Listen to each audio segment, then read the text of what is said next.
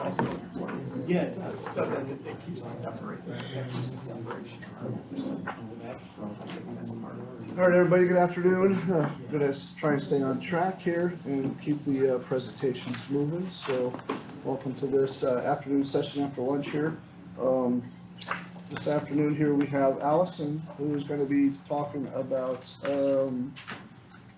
right up here on the schedule here, there's so many pages, but implementation of recycled concrete aggregate for mitigation of acid mine drainage. In previous presentation, we heard this morning, this afternoon, talked about utilizing some other types of products for even building materials. So interesting to hear what Allison's going to be talking about here as a graduate student down here at Penn State University, and we'll see what she has to say.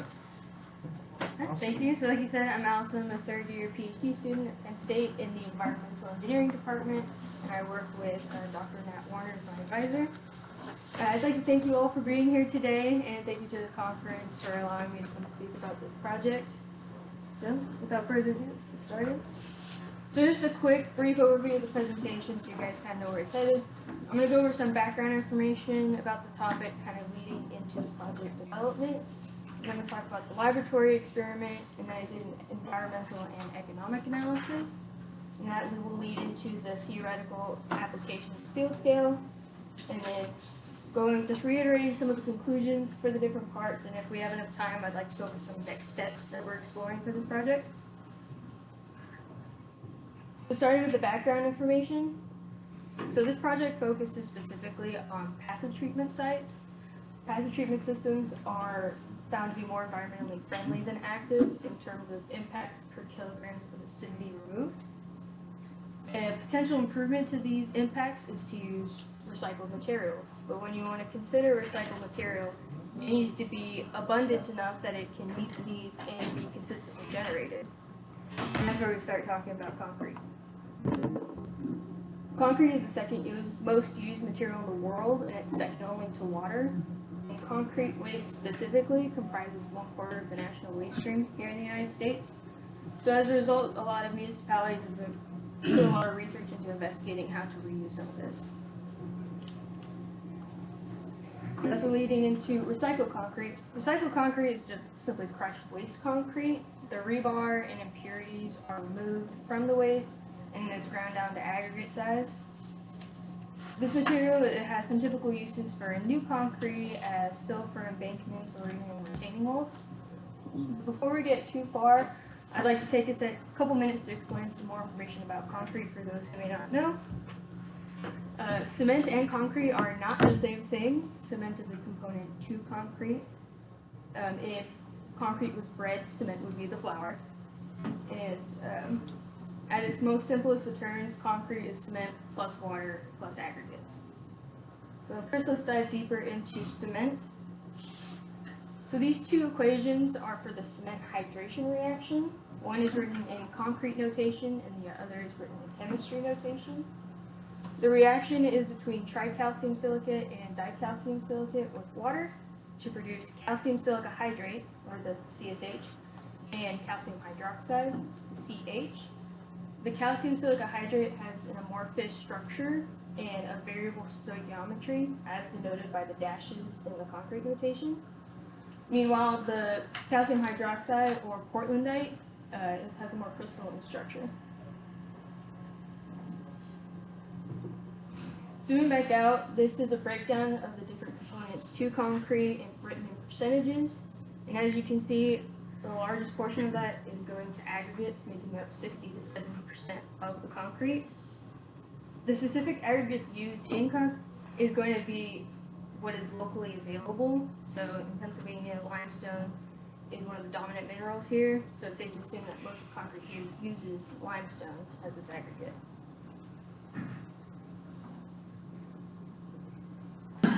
So both fresh and recycled concrete have been found to raise the pH of acidic solutions during bench-scale experiments, and was also able to reduce the concentration of heavy metals in the solution.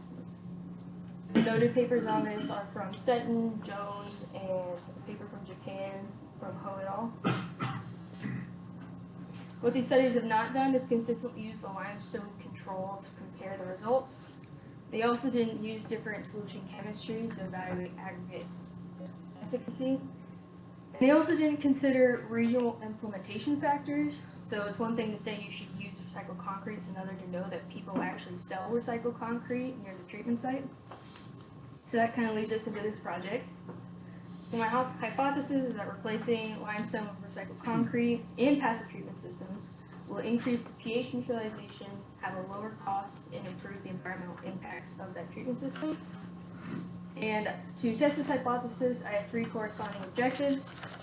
I comparatively test recycled concrete and limestone, and then investigate the economic differences and the environmental impacts associated with using one aggregate or the other. Next, for the laboratory experiment. The laboratory experiment used 2 aggregates, 4 solutions, and 2 experimental setups. This is a lot, but we'll break it down real quick. So the 2 aggregates used were locally sourced. The limestone actually came from the PSU Allison Transportation Institute, and they originally got it from Oak Hall Quarry in Bolesburg. For those who don't know, it's just literally down the road from here. And then the recycled concrete came from the PSU Sitel, which is the concrete testing lab on near campus. Of the 4 solutions used, 2 were actually collected in the field. So for our representative mine drainage sample, it was collected from a stream in Phillipsburg, Pennsylvania, and that stream actually runs along the Brookville and Lower Kittanning coal seams.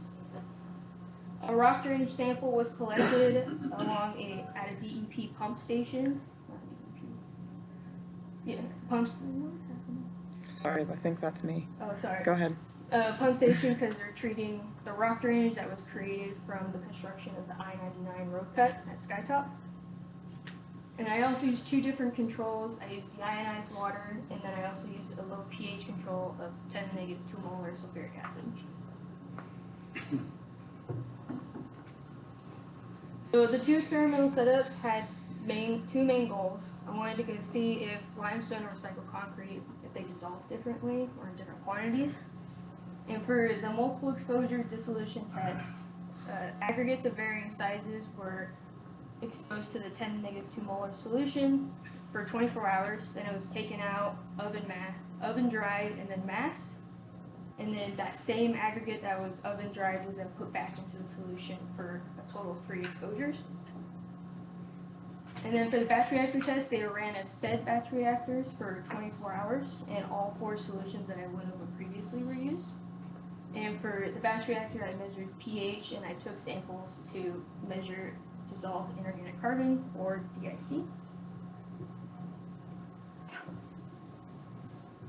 So the amount that the aggregate dissolved from the dissolution test was put into terms of decrease in mass percent. And as you can see, the fine aggregates had more variation in how much they dissolved, while the coarse aggregate and the powders seemed to be pretty consistent between the different exposures. Yep. Okay. So to be able to actually say if one is different from the other, I did some statistical analyses. First, I ran an ANOVA to see if the aggregate or the size type or the exposure number played an impact on the change in mass percent. And based on the results, only the size type had a significant effect on the resulting change in mass. And to determine which size types were actually different from another, I did the 2D pairwise comparison test. And it showed that it was the fine aggregates that were statistically different in the powder and the coarse. But another takeaway from this is that it actually didn't statistically differ between recycled concrete and limestone. These are the pH readings for the first 15 minutes of the batch reactor. All the limestone values are like the hollow shapes, and recycled concrete is the built-in shapes. And the different line types represent the 3 different sizes of aggregate I used. So I used a representative sample from powder, fine, and coarse. Yeah. So as you can see, there's a hierarchy to these pH readings. The powder consistently performed best, and then it was the fine aggregates and the coarse.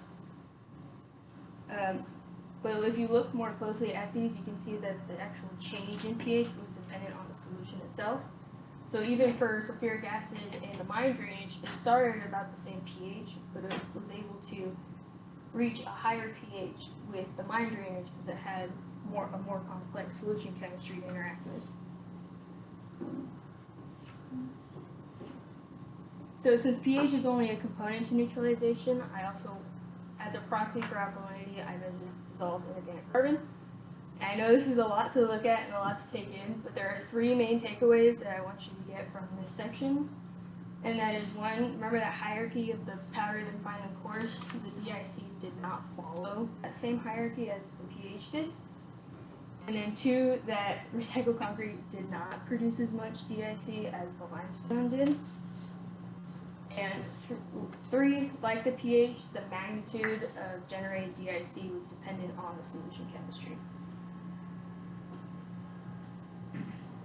So moving on to the environmental impact analysis.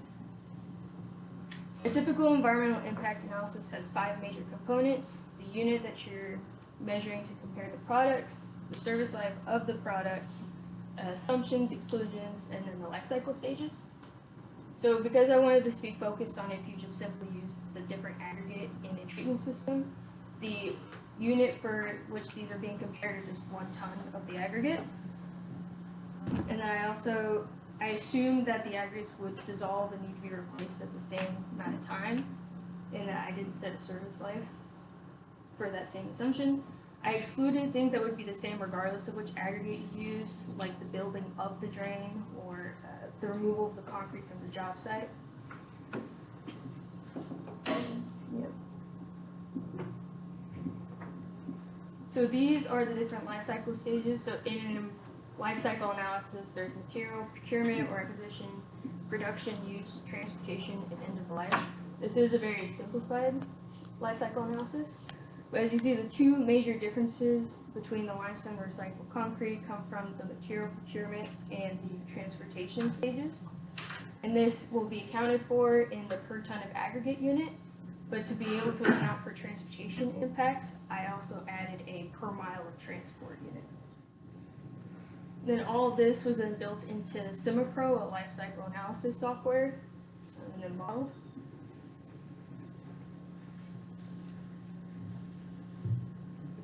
So SimiPro is able to output the environmental impacts in 9 different impact categories, which are on the right there.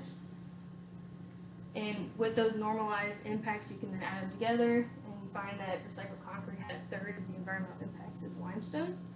But for both the limestone and the recycled concrete, the largest impact category was the carcinogenics. And then we can investigate these impacts further by looking at the different processes that were built into the model.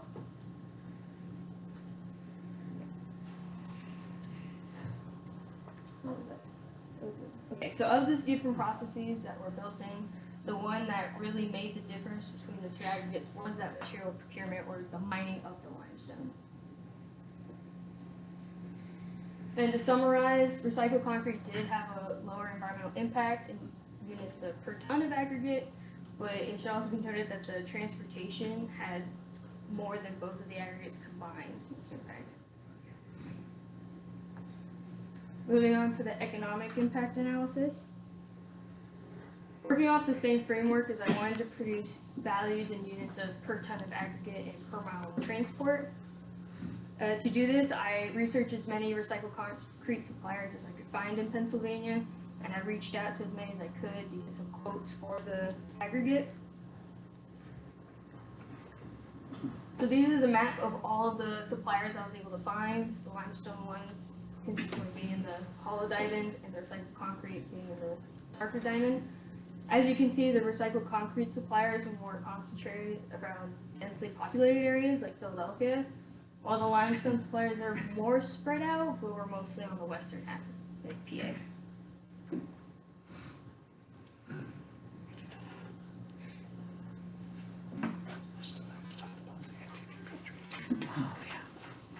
Scarcity was claimed to be 30% cheaper than limestone, but again, like the environmental, this trucking had a higher cost associated than both of those aggregates combined.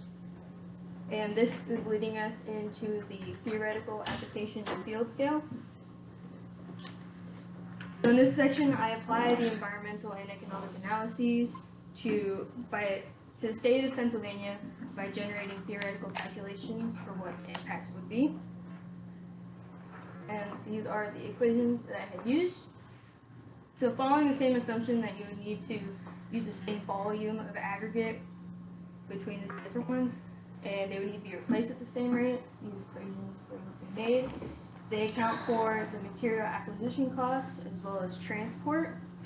And there's also an added factor to account for the reduced density of recycled concrete. Because if you have the same truck, you can fit more recycled concrete in the same 22-ton truck than you can limestone. The dependent variable here in those equations is distance between the supplier and the treatment site. So using this map of the suppliers that I had shown you previously, I incrementally drew mileages radiating out from the different suppliers, and I calculated costs and impacts for those different increments, and then I layered all of those into one so that the cheapest option would be on top. And from that, I was able to create these two maps. So the economic map, the blue shows where recycled concrete would be cheaper, and the white shows where limestone would be cheaper. And for the environmental impact map, the red is where recycled concrete would have less impacts, and the white is where the limestone would have less impacts.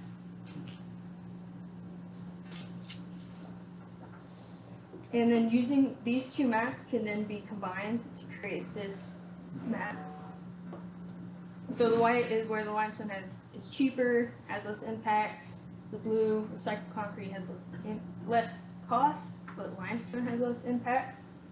The red is where limestone was cheaper, concrete had less impacts, and the purple is where recycled concrete is both cheaper and more environmentally friendly.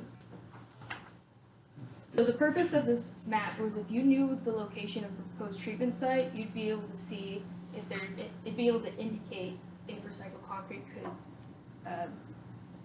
you'd benefit from using recycled concrete environmentally or economically. For example, these are all the passive treatment sites that I was able to find in Pennsylvania as of fall of 2023 when I had made these maps. And of those passive treatment sites, these were the ones that were found to utilize aggregates in their treatment systems. And you can actually transpose these markers onto the previous map before. You'd be able to see which treatment sites would benefit from economically or environmentally from recycled concrete. So the following conclusions can be made off of this study. Statistically, the amount of aggregate that dissolved differed more based on the size and less on the aggregate type. Additionally, both the change in pH and the dissolved inorganic carbon that was generated was dependent on the solution chemistry. RCA had 70% less impacts and was 30% cheaper per ton. And then the theoretical application of field scale, you see how dependent the total impacts and costs will be on proximity to the treatment of the supplier to the treatment site. Now, seeing as we have quite a bit of time left, yeah, we have a lot of time left. I want to go over some next steps and kind of what I've been doing recently. So the next step up for this is to scale up the project. A lot of people have done bench scales, but now we want to do an intermediate scale and use more applicable sizes. And we've been proposing to do this with a bucket test. And with these bucket tests, I hope to then get some net acidity calculations that I can translate with some rate constants. And then using these rate constants, I can set it so we can manipulate whether flow rate of the treatment system, size of the aggregate, or like the influent chemistry of the A and D to then maybe quantitatively see how much recycled concrete we need versus limestone. And this would improve the economic and environmental analyses because it removes some of those simplifying assumptions. So with some help, I've gotten started on this. I've been working with St. Francis University, some of the faculty there, like Dr. Travis Tasker and Jim Eckenrode. He's here somewhere. We've gotten started with the bucket test. We use 3 different large sizes of aggregate and we put them in the buckets for about 24 hours. An additional shout out to the undergrads who helped me measure pH, alkalinity, and net acidity for our sample intervals. They're definitely a really big help.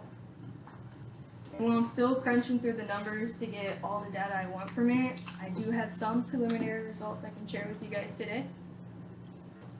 And it's just the net acidity for the first 6 hours of the test. So we measured the stone and we were able to designate that the largest stone was acetone number 1 size designation, and then number 3 and number 5. Interestingly, this does follow that same trend of as you decrease the stone size, you're going to increase its effectiveness. While the DIC I found did not do that, so it was interesting to see. So while this is only preliminary data that I'm ready to show you guys today, I am hoping with all these efforts it can bring us one step closer to utilizing some of this waste that we have. And before I leave real quick, I'd like to make a couple acknowledgments, of course to my advisor, Dr. Warner, and then to the faculty and all the people at St. Francis who helped me continue on this research. I'd like to acknowledge the University Graduate Fellowship and the NSF Career Grant, as well as the other environmental engineering grad students. And lastly, I'd like to acknowledge my grandfather, Dr. Richard Fenske. I will one day get my PhD, which will always be the original. That's sweet. All right, thank you.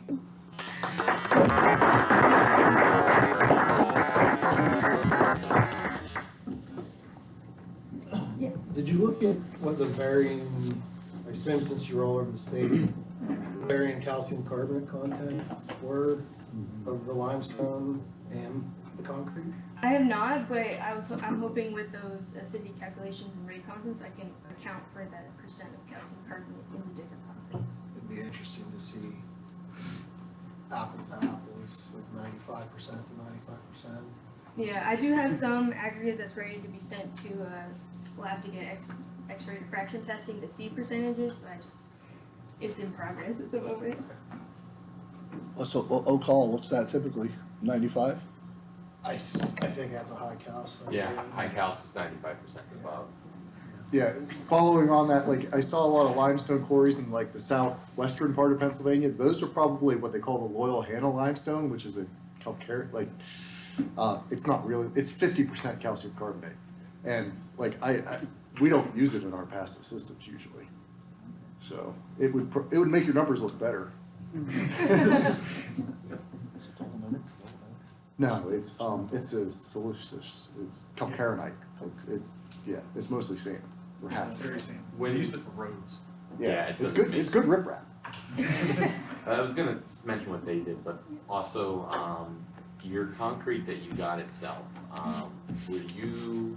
your prices, were they based off washed material or unwashed material? Because obviously, for a lot of treatment systems, you need to use a washed material to prevent clogging of that, and that may make it, the cost benefit a little bit closer, depending on if it, the cost of that is in there. Yeah, these were just the closest suppliers. They didn't clarify whether it was washed or unwashed.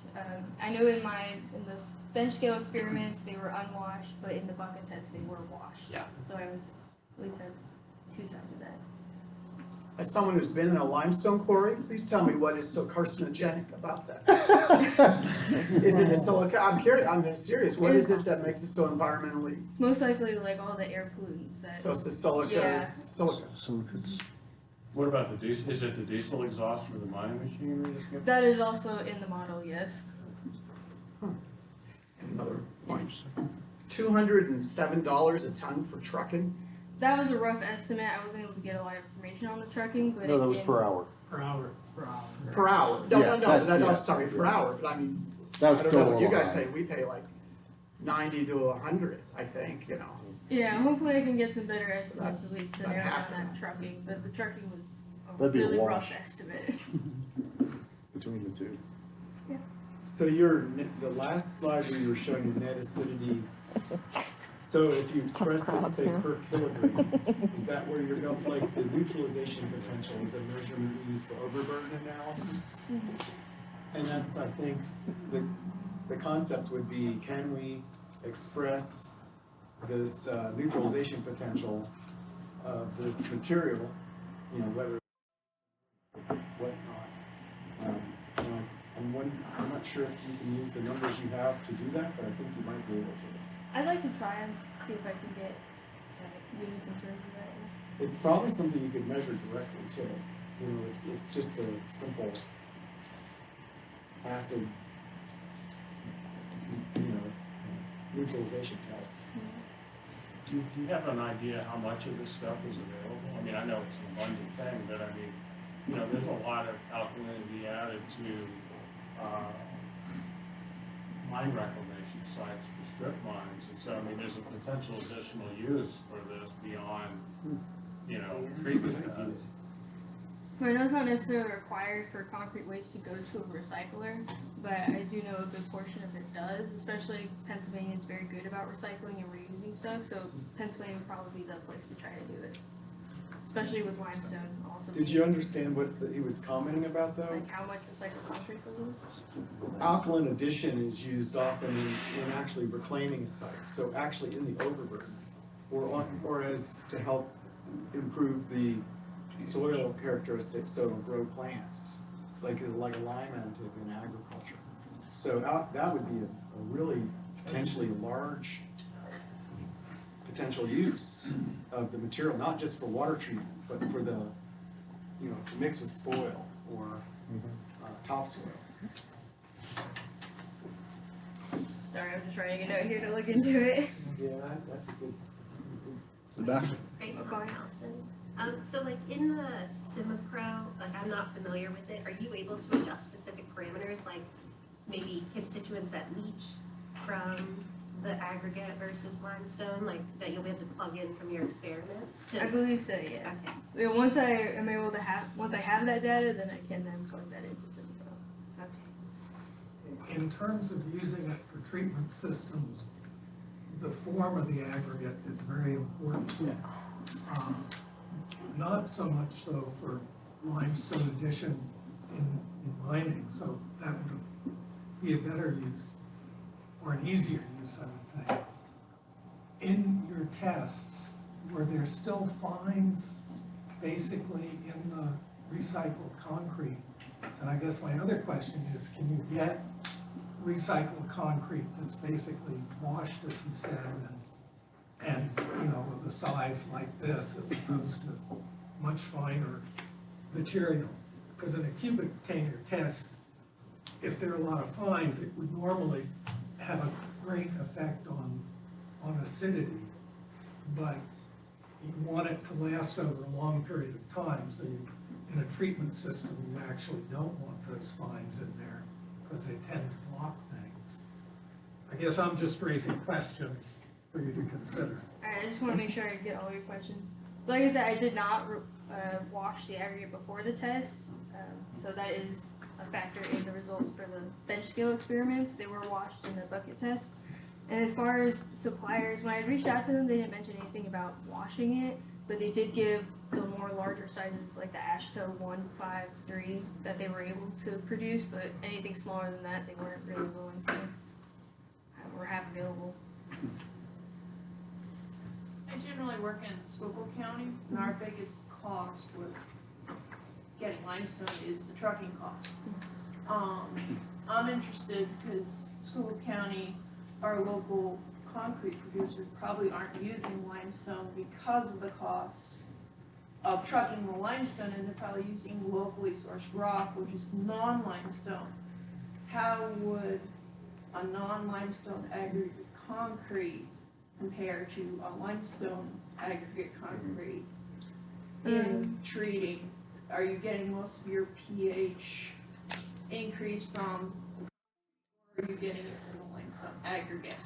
Right, this is I'm gonna be honest, it's been a very tricky, because concrete itself, just depending on how you're using it and what it's for, what material properties it was required originally, it's going to change the chemistry, and then you break it down to aggregate, how much of that aggregate came from the pores, how much came from the cement. I think there is definitely a portion that comes from the cement itself with that, and those components, but a big portion of it will come from the aggregate, so there would need to be further testing done. So I'm not sure exactly what the, benefit, cost benefit would be for us, given that we don't know if we're getting the total pH benefit, given that our rock going into concrete is non-limestone. Right, and it would need additional testing for that type of concrete. You know, it might even be that the different concrete aggregate sizes after sorting, there may be even differences in, like, if the limestone were added as an aggregate, you know, it's such a size. And maybe the larger particles of concrete could have more limestone in them than the small particles. Just a possibility. Yeah, Something. definitely. So if you're doing these XRD measurements, maybe if you could do them on the, you know, pre and post solids, that might be informative to understand, you know, what's reacting. And with all these variables we're giving you today, you'll be 30 years. Don't tell your advisor. Hi, Bob. Allison, I wonder if you can go back to that, I don't know if it was a triangle where you had that graphic of what is in concrete with respect to the cement. Yeah, and there's Yeah, it was actually, mostly aggregate. Yeah. yeah, but some of that calcium hydroxide converts to carbonate over time. And then, right, It so, just absorbs CO2 from the atmosphere. so there's a bunch of people at Penn State that do all work just on cements. And, you know, I'm a water chemist and was always interested in the acid side of things, and then I started working with all of these people, and their cement paste jumped right to pH 14. And so if they serve as the binder, which is what they're supposed to do with respect to the aggregate, they may be the most surface active coating of all of the stuff that's in there, and the base aggregate rock might not be as important Right, as but- you think, and that You're right. all cements might Well, behave. that's the question, is Yeah. it or isn't it? That would lessen the long-term lifespan of the Right. material too. Yeah. It will. I think one thing that, you said you used concrete from State College, and so the aggregate in it was probably similar to the aggregate that you chose, because it's here. So you were, at that point, doing apples to apples. But as was pointed out, when you go to other places, the aggregate will be very different. I'll comment, as someone who's been doing the testing of the quarries that are producing aggregate for the concrete, hopefully in State College. There's actually a pretty big variety of it that has a lot of the aggregate that's going towards road base or concrete or whatever, that is a lot lower than the 95%. Yeah, with all that stuff's tougher. Yes. Okay, so life cycle analysis. The concrete originally has cement in it. And cement's like, what, 7% of the CO2 emissions in the United States are from taking limestone and turning it into cement. And the concrete has aggregate in it, which has all the costs that you showed for aggregate. So I understand we're getting two uses out of it. Okay, I guess that's what we're doing. We're, building a road, and then we're gonna do something else. But so how do you account for the fact that the ingredients to the concrete have costs associated with them? Well, the analysis only looked at using that recycled portion, so it didn't. They're already using concrete. It's already getting removed from job sites and sent to waste facilities. So it's just recycling at the facility and then transporting Okay, it to so you can ignore all that Yeah, 'cause- background stuff. yeah. Yeah, previously. Okay. It is very simplified. I'm hoping to use these bucket test data to expand upon it. Did you grab your data sources for the treatment systems from DataShed or some other source? That, I saw that list of passive use treatment. DataShed, yeah. Was it DataShed? Yeah. Okay. Is there a different source you would recommend? No, Okay. that's great. That's good. Put that home. I'm happy to hear that. This is Sean, whose idea It was Sean. It's Sean's thing. The owners, basically the owners. The guy Sean who came over up with the idea for data should sitting there in the other You're doing great, by the way. Yeah. All these like really inquisitive, scholarly minds are PhD like minds. ones that you want, like these three right here, like back there, like over there. No, I'm taking Yeah. notes. These are really good ideas. Yeah. You're sitting in a room of limestone connoisseurs. You're holding up well. We basically eat the stuff for breakfast.